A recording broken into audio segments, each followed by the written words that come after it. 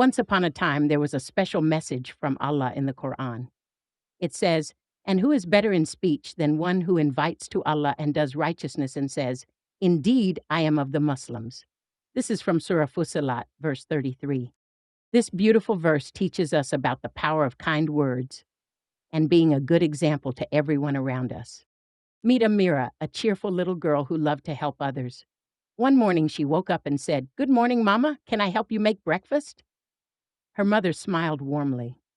Amira's kind words made everyone in her family feel happy and loved. At the playground, Amira saw her friend Zain sitting alone. "Would you like to play with us?" she asked with a big smile. Zain's face lit up. Amira shared her toys and they laughed together. Her kindness made new friendships bloom like beautiful flowers. On her way home, Amira noticed an elderly neighbor carrying heavy bags. "Let me help you," she said cheerfully. The neighbor was so grateful. Amira's helpful actions showed that being good isn't just about words. It's about what we do too.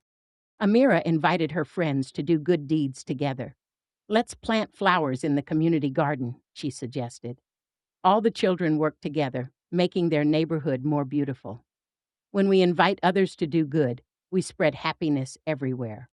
Allah created such a beautiful world for us. The colorful butterflies, the singing birds, the bright sunshine, and the twinkling stars at night. All of these remind us of Allah's love and care for us.